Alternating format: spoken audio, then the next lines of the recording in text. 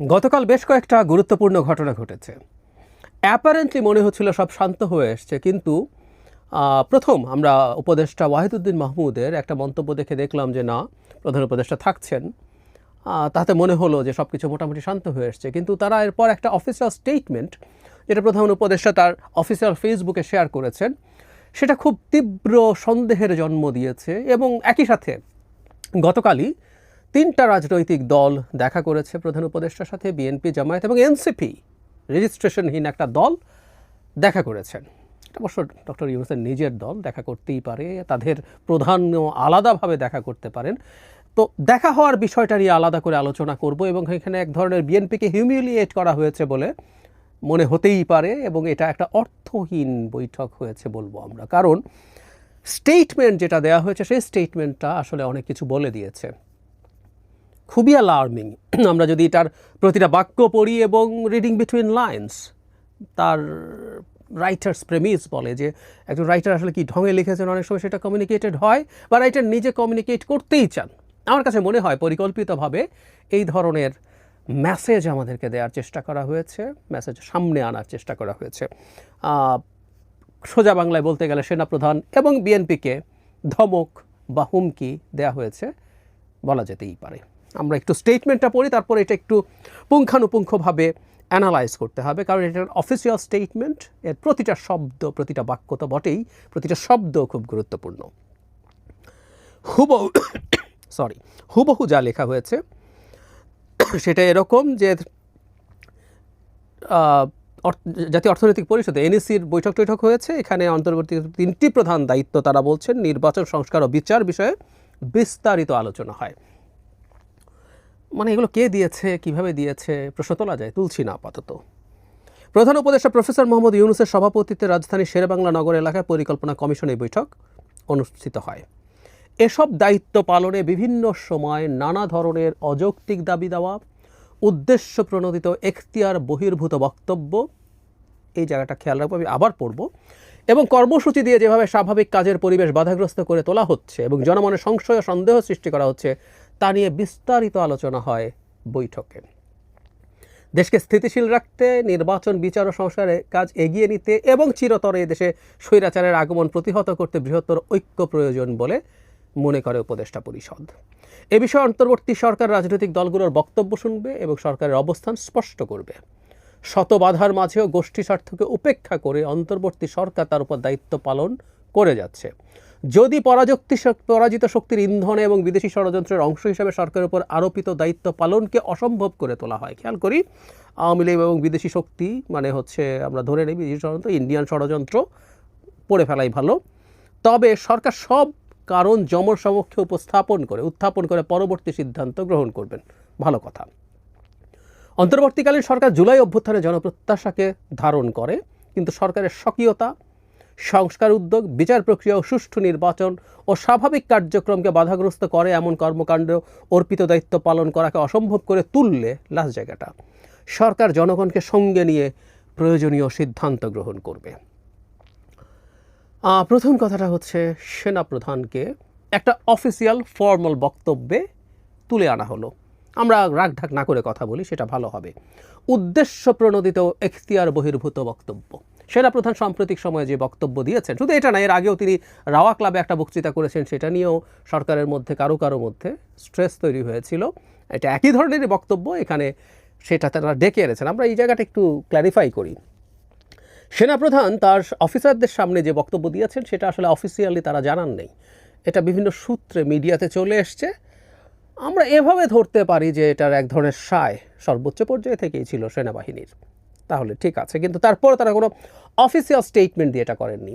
এখন সেনাপ্রধান তার এখতিয়ার বহির্ভূত বক্তব্য তিনি দিয়েছেন কিনা, তার উদ্দেশ্য প্রণোদিত ছিল কিনা বক্তব্য, এগুলো নিয়ে সরকারের অবস্থান থাকতে পারে। সরকার তাকে ডেকে, প্রধান উপদেষ্টা এটা নিয়ে তাকে সতর্ক করতে পারেন, এটা নিয়ে তাকে তিরস্কার করতে পারেন, বভল প্রধান উপদেষ্টা তার বস। কিন্তু একটা অফিসিয়াল স্টেটমেন্টে এটা আনা হয়েছে, তার মানে সরকার সেনাপ্রধানকে হুমকি বা ধমক দিচ্ছেন, এটা জনগণের সামনে অফিসিয়ালি সরকার দেখাচ্ছেন। মানে তাদের কাছে মনে হলো যে সেনাপ্রধানের ওই বক্তব্যের পর সরকার কি কিছুটা শক্তির দিক থেকে পেছনে পড়ে গেছে বলে জনগণ মনে করছে, তাই তারা একটা ধমক দেওয়া জরুরি মনে করলেন অফিসিয়ালি, ফর্মালি, যেটার মাধ্যমে জনগণ মনে করবে না সরকারের অনেক হ্যাডাম আছে। আবারও বলছি, সংকটটা যদি তারা মনে করতেন সলভ করবেন, এটা সলভ করার দিকে যাচ্ছেন না, আমি এই জায়গায় যাচ্ছি, এটা কিন্তু আমাদের খুবই অ্যালার্মিং। সলভ করার দিকে গেলে তারা তাকে ডেকে এই কথাগুলো বলতে পারতেন, পরিষদ বসতে পারতো, প্রধান উপদেষ্টা নিজে বসতে পারতেন, খুব ইজিলি এটা করা যেত, কিন্তু সেটা করা হয় নাই। অফিসিয়ালি কাজটা করা হয়েছে এবং তাকে অফিসিয়ালি ধমক দেওয়া হয়েছে। এরপর মূলত কাজকে সমস্যা করতে দেয়া এবং বিশেষ করে প্রচুর রাস্তা আটকে যে বিভিন্ন রকম কর্মসূচি হচ্ছে, অযৌক্তিক দাবি দেওয়া ইত্যাদি ইত্যাদি মিলে সেগুলোতে তাদের কাজের সমস্যা হচ্ছে। মানে এটা কখন সরকারের হঠাৎ করে মনে হলো, যখন জনাব ইশরাক হোসেন এসে তারকে মেয়র করার দাবিতে রাস্তায় নামলেন। শত শত এই ধরনের রাস্তা ব্লক করার ঘটনা ঘটেছে, 5 জন 10 জন 20 জন মানুষ দিয়েও। আমরা এটা নিয়ে দীর্ঘদিন আলোচনা করেছি যে সরকারকে কঠোর হতে হবে, আইন প্রয়োগ করতে হবে, বল প্রয়োগ করতে হবে। আমি বলেছি, অনেক সমালোচিত হয়েছে, কিন্তু বলেছি, বহুবার বলেছি যে সরকার যদি নৈতিকভাবে এবং আইনের মধ্যে থেকে প্রপোর্শনেটলি বল প্রয়োগ করে সেটা জনগণ খারাপভাবে দেখবে না, কিন্তু সরকার এগুলো করে নাই। বিশেষ করে একটা গোষ্ঠীর ক্ষেত্রে সরকার কোনোদিনও বল প্রয়োগের পথে হাঁটে নাই, সেটা হচ্ছে ইসলামিস্ট এক্সট্রিমিস্টরা।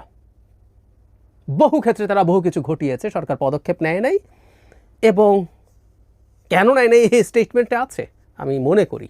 আবারও বলছি, আমাদের রিডিং বিটুইন লাইন্স পড়তে হবে। এসব বাক্যের মধ্যে, এসব শব্দের মধ্যে অনেক হিডেন মিনিং থাকে। আমার সাথে কেউ ডিসঅ্যাগ্রি করতে পারেন, আমি আমার টেক বলছি।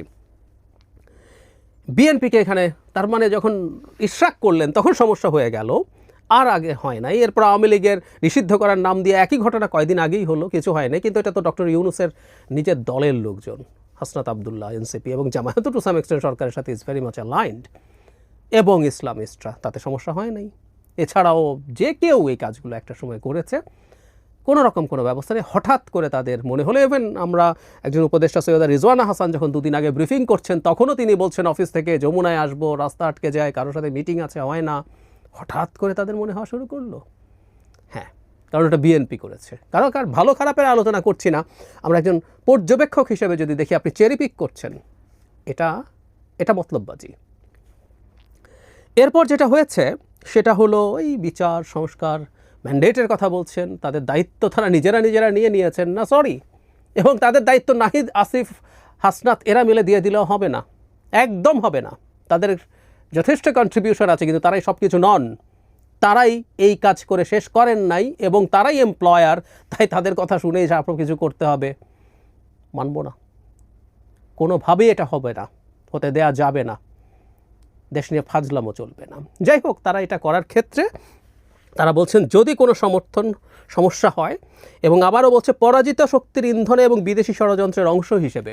আমি খুব এনসিপির সাথে এই ধরনের অ্যালাইনমেন্ট দেখি, যখনই কোনো না কোনো কিছু ঘটে সেটার সাথে এটাকে রিলেট করা হয়। একটা সময় পর্যন্ত আমরা মানছি অনেক ক্ষেত্রেই এইগুলোর যে প্রভাব ছিল না তা না, ভারত বাংলাদেশকে ডিস্টেবিলাইজ করতে চায়, আওয়ামী লীগ টাকা খরচ করছে, ট্রু, কিন্তু অন্য দল, ধরুন বিএনপি, জামায়াতও যদি রাস্তায় নামে, প্রত্যেকটা বিরুদ্ধের, শেখ হাসিনার বিরুদ্ধে লড়াই করা দল, তাদেরকেও কিন্তু এখন ট্যাগ করা হচ্ছে, আমরা খেয়াল করব। এবং যেসব স্টুডেন্টরা এই ধরনের ট্যাগ করছে, বিভিন্ন টক শোতে এসে এনসিপির লোকজন করছে, প্রোগ্রামে করছে, তাদের নিজস্ব প্রোগ্রামে করছে, এবং এই ট্যাগিংগুলো আবার বিদেশ থেকে আসে, গুরুত্বপূর্ণ ইনফ্লুয়েন্সারদের বক্তব্য ট্যাগিং, ওটা আসে, এখানেও এটা একটা প্রচ্ছন্ন ইঙ্গিত করা হচ্ছে। সো এগুলো আসলে মূলত নাকি ওই কারণেই হচ্ছে। ফলে কেউ যখন নির্বাচন চাইবে, নির্বাচনের দাবিতে যদি নামবে, ব্যর্থ যুক্তি দেয়া হয়, ভারত তো নির্বাচনের কথা বলেছে, সো বিএনপি যদি নির্বাচন চায়, কোনো ব্যক্তি যদি নির্বাচন চায়, ভারতের দালাল, বিদেশি শক্তির ইন্ধন, ডক্টর ইউনূস বলছেন, তাদের পরিষদ বলছেন। এরপর জনসংপক্ষে উত্থাপন করবে শেষের যে জায়গাটা, আমি বাক্যটা পড়ি, কিন্তু সরকারের স্বকীয়তা, সংস্কার উদ্যোগ, বিচার প্রক্রিয়া, সুষ্ঠু নির্বাচন ও স্বাভাবিক কার্যক্রমকে বাধাগ্রস্ত করে এমন কর্মকাণ্ড অর্পিত দায়িত্ব পালন করাকে অসম্ভব করে তুললে সরকার জনগণকে সাথে নিয়ে প্রয়োজনীয় সিদ্ধান্ত গ্রহণ করবে। এই যে জনগণ বলা হয়, এই সরকারের জনগণ বলার কি আছে? সরকারের কোনো কাজে, কোনো ক্ষেত্রে যদি সমস্যা তৈরি হয়, সরকার একটা এক্সিকিউটিভ, তার এক্সিকিউটিভ পাওয়ার আছে, আইন অনুযায়ী সে যে কোনো ব্যবস্থা নিতে পারে, যে কোনো ব্যবস্থা নিতে পারে। জনগণের আলাপটা কেন? এবং এই জনগণ কারা? ধারণা করি এটা বিএনপিকে ধমক বা হুমকে দেওয়া হচ্ছে, আমারও কিন্তু একটা রিজার্ভ ফোর্স আছে, ওটা মাঠে নামাবো। পুলিশ দিয়ে কতটুকু পারবেন তারাও হয়তো কনফিউজড, এবং এই পুলিশ বিএনপির ওপরে আওয়ামী লীগের সময় যা করেছেন তা করবে কিনা, বা সেনাবাহিনী করবে কিনা, বিশেষ করে অন্তত জেনারেল ওয়াকার যদি মিলিটারি চিফ থাকেন, আমি জানি না তাকে রাখা আদৌ শেষ পর্যন্ত যাবে কিনা, সেই চেষ্টা নিশ্চয়ই চলছে তাকে সরিয়ে ফেলার, আমি জানি না। যদি থাকেন তাহলে সেনাবাহিনীকে দিয়েও যাচ্ছে তাই করা যাবে কিনা সন্দেহ আছে। সুতরাং একটা জনগণ আছে, যে জনগণকে তিনি কোনো রকম কোনো সমস্যা করেন নাই। ইভেন বাংলাদেশে জঙ্গিবাদের উত্থান হচ্ছে বা তাদের একটা ওপেনিং দেখা যাচ্ছে যখন নিউ ইয়র্ক টাইমস বলছে, সেরকম জায়গায়ও সেটা হচ্ছে ফান্ডামেন্টালিস্ট মুসলিমস। ইসলাম নিয়ে অনেক আলোচনা আছে, কিন্তু র্যাডিক্যাল ইসলামিস্ট বলে একটা বিষয় যেটা আছে সেটা বাংলাদেশে এক্সিস্ট করে, এবং তাদেরকে উনি মাথায় তুলেছেন, তাদেরকে সব কিছু করতে দিয়েছেন যা ইচ্ছে তাই, কোনো অ্যাকশন নেন নাই। এই জনগণই সম্ভবত উনি এখানে বোঝাতে চাইছেন জনগণকে সঙ্গে নিয়ে প্রয়োজনীয় সিদ্ধান্ত কি? পেটাবেন, হামলা করবেন, এসব।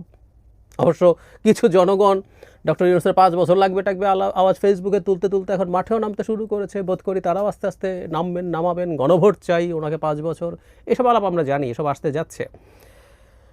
আমরা খুব স্পষ্টভাবে দেখতে পাচ্ছি ডক্টর ইউনূস দেশকে একটা সংঘাতের দিকে নিয়ে যাচ্ছেন। একদম একটা সময় পর্যন্ত ওনাকে ছাড় দিয়ে মনে হতো তার সরকারের একটা অংশ এটা করছে ওটা করছে, তিনি তাকে ভুল বোঝাচ্ছে। নিজের কাছেই হাসি পেত এই কথাটা বলার সময়, যখন আওয়ামী লীগ নিয়ে বলতে হাসাহাসি করতাম, তো তারপরও নিজের লজ্জার মাথাকে ওনার প্রতি এই কথাটা বলেছিলামও কখনো কখনো। দিন যত যাচ্ছে বোঝা যাচ্ছে এই গ্র্যান্ড ডিজাইন, গ্র্যান্ড প্ল্যানিংয়ের ইন্টিগ্রাল পার্ট উনি। এটা ওনার ব্রেন চাইলো কি না সময়ের সাথে সেগুলো বোঝা যাবে, কিন্তু উনি এই ডিজাইনের পার্ট, একটা কেওস তৈরি করা সম্পূর্ণ পরিকল্পনা দেখা যাচ্ছে, এবং সেই কেওস তৈরি করার মাধ্যমে ক্ষমতাকে দীর্ঘায়িত করার একদম স্পষ্ট নিদর্শন দেখা যাচ্ছে। এই স্টেটমেন্ট দেশকে ডিস্টেবিলাইজ করার সরকারের দিক থেকে ক্লিয়ার ইন্ডিকেশন দেয়, আমার কাছে অন্তত সেটা।